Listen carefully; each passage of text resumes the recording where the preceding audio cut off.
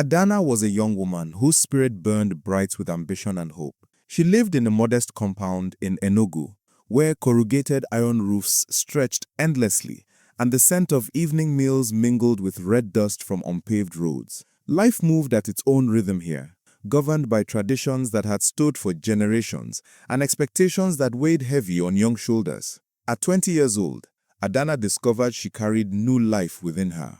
The young man responsible, Tunde, whom she had loved with the entirety of her young heart, vanished like morning mist when she shared the news. "You have disgraced us," her father declared, his voice echoing through their small sitting room. Her mother, though tears streamed silently down her weathered face, stood frozen beside her husband's rigid judgment. Within a week, Adana found herself cast out, her belongings stuffed into a worn traveling bag, the only money she possessed tucked carefully into her wrapper.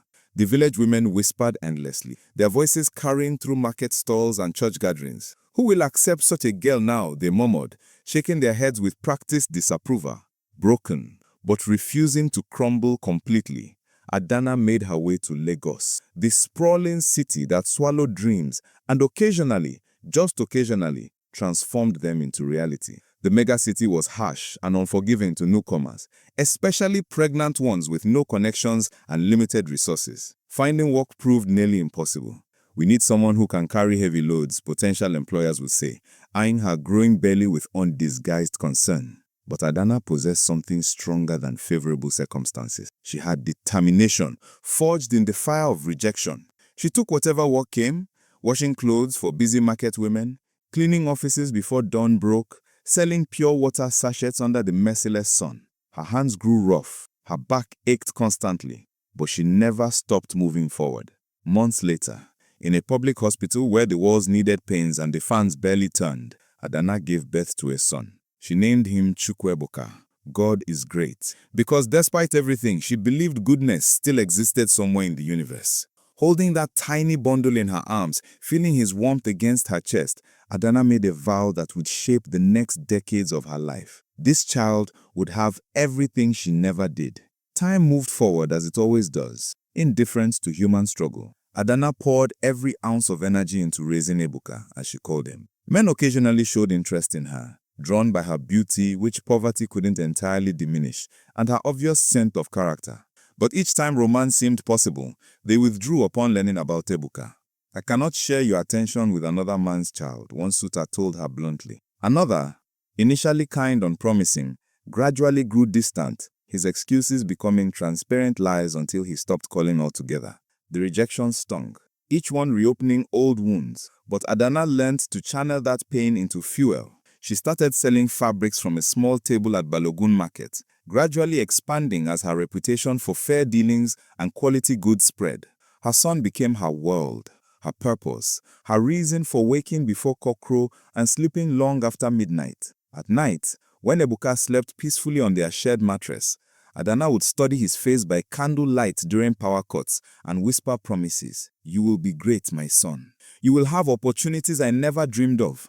Ebuka grew into a remarkable young man, his intelligence evident from primary school, where teachers regularly praised his exceptional performance. Adana sacrificed everything for his education, sometimes going without meals so he could attend extra lessons, wearing the same 2 wrappers for years so he could have proper school uniforms and textbooks. Her investments bore extraordinary fruit. Ebuka didn't just excel academically, he possessed an entrepreneurial spirit that manifested early, organizing study groups that evolved into tutorial services, which led to his first small business ventures while still in secondary school.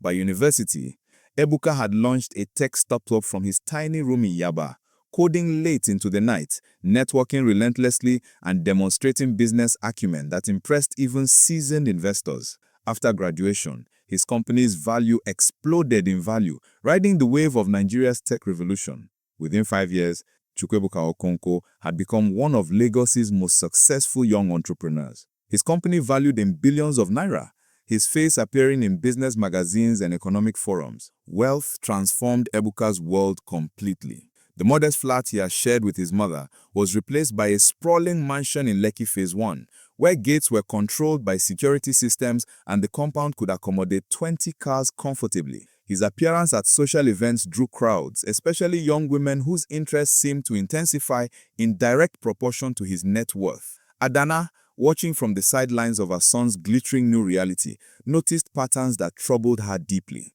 These women laughed too loudly at Ebuka's jokes, complimented him too extravagantly, and their eyes seemed to calculate value with every glance. At a gallery opening in Victoria Island, Adana observed 3 different women competing for her son's attention, each one more aggressive than the last. They didn't ask about his values, his struggles, his dreams beyond profit margins. They asked about his cars, his properties, his next investment ventures.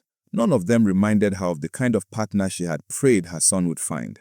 One Sunday afternoon, as Adana prepared egusi soup in her modest kitchen, preferring her independence to moving into Ebuka's mansion despite his repeated invitations, her son arrived with news that made her wooden spoon pause mid-stir.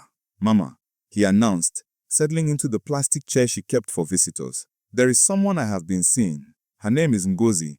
We have been together for several months now, and I believe she is the one I want to marry." Adana turned slowly from her pot, studying her son's face. "You have never mentioned this woman before. Why haven't you brought her to meet me?" Ebuka shifted slightly, his expensive watch catching the sunlight streaming through the window. "She has been very busy with her fashion business, Mama.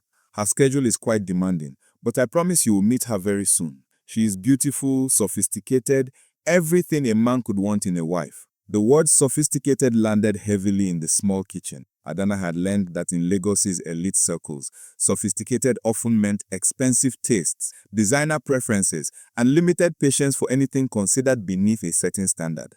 But she simply nodded, keeping her concerns private for the moment. "I look forward to meeting any woman who has captured my son's heart." That week, Ebuka invited Ngozi to his Lekki mansion for an intimate dinner, planning to propose in the privacy of his home. Ngozi arrived looking absolutely stunning, her makeup applied by a professional artist, her dress clearly custom-made and breathtakingly elegant. She moved with the confidence of someone accustomed to admiration, her laughter musical and practiced. Over dinner, prepared by Ebuka's personal chef, he reached across the table and took her hand. "Ngozi, these months with you have brought me joy I didn't know was possible. You have added color and excitement to my world in ways I cannot fully express." His hand moved to his pocket, withdrawing a velvet box that he opened to reveal a diamond ring that caught the chandelier light and scattered it across the room. "Will you marry me and become my wife?" Ngozi's gasp seemed genuine, her hands flying to her perfectly painted lips. "Ebuka, yes, of course yes." She extended her hand, allowing him to slide the ring onto her finger, and they embraced as she calculated the value of the stone against her skin. The next day, Ebuka could barely contain his excitement as he shared the news with his mother. "Mama, Ngozi has agreed to marry me. We are engaged." Adana's smile didn't quite reach her eyes. "That is wonderful news, my son. When will I have the opportunity to meet her properly?" "Very soon, Mama," Ebuka promised, but something in his tone suggested he anticipated complications. But Adana's unease had grown into something she couldn't ignore. She had seen too many people change when money entered the equation, witnessed too many relationships built on sand rather than stone. That night, lying on her bed in the home she refused to abandon despite her son's wealth, Adana formulated a plan that would either confirm her fears or prove them groundless. She needed to see Ngozi's true character, not the performance version presented to a billionaire fiancé, but the authentic person revealed when dealing with those perceived as powerless or insignificant. The next morning, she called Ebuka with her proposal. "My son, I want to come and stay in your house for a while, but not as your mother. I want you to introduce me as your housemaid, and I want to observe how Ngozi treats me when she thinks I am just staff." Ebuka's resistance was immediate and strong. "Mama, that is completely unnecessary. Ngozi is a good woman. You will see that when you meet her properly." But Adana's voice carried the weight of maternal authority that still commanded respect despite his billions. "Ebuka, after what happened with your previous girlfriends, after the women who have pursued you only for your money, you cannot blame me for wanting to be certain. If Ngozi truly loves you for who you are, she will treat everyone with respect, regardless of their position. If she passes this test, I will welcome her into our family with open arms and full blessings." Reluctantly, worn down by his mother's insistence and unable to deny the logic behind her concerns, Ebuka agreed. "Fine, Mama, but I am only doing this to give you peace of mind because I already know what kind of person Ngozi is. Several days later, Adana packed a small bag with her oldest clothes, wrapped a faded headscarf around her hair, and transformed herself into Mama Patience, the new housemaid in her son's mansion. The existing staff, carefully briefed and fiercely loyal to Adana, whom they knew as Ebuka's mother, agreed to maintain the pretense. That same week, Ebuka suggested that Ngozi move into the mansion temporarily to help finalize their wedding plans, an offer she accepted with practiced grace and obvious pleasure.